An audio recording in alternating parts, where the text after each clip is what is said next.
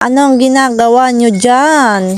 Alam nyo po ba kung bakit magaling silang umakyat? Dahil po yan sa kanilang hooves. Ang hooves po ay yung matigas na parte sa ilalim ng kanilang mga paa. Nakakatulong iyan para sila ay makakyat sa mababatong lugar. Ang ilalim ng kanilang hooves ay magaspang at may kunting malambot na padding. Kaya minsan nakakabilib sila kasi kahit ang taas-taas ng kanilang inaakyat, hindi sila nahuhulog kaagad o na-out of balance kasi yun ang dahilan. Yun ang purpose ng hooves na yun.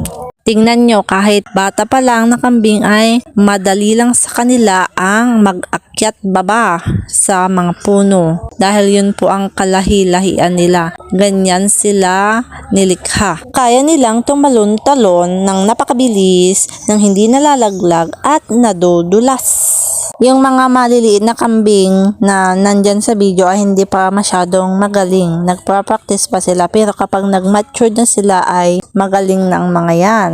Kaya sila nandyan para i-improve ang kanilang talent sa pag-akyat. Napaka-flexible ng kanilang body at naa-adjust nila ang kanilang sarili kaagad. Akalain nyo, meron pala silang powerful leg muscles na ginagamit nila sa pagtalon at pag-akyat. Meron silang excellent vision kung saan napipili nila yung lugar na ligtas nilang akyatin. Sila ay natural na curious at adventurous na hayop. Ang behavior ng mga kambing ay mag-explore at mag-enjoy sa mga lugar na matataas. Magagamit kasi nila yan kapag sila ay kukuha ng mga damo na pang-survive nila sa kanilang sarili. Practice makes perfect, sabi ng mga kambing. Maraming salamat po sa taga-subaybay ko. Huwag niyo pong kalimutan na i-subscribe ang aking channel kung bago ka dito.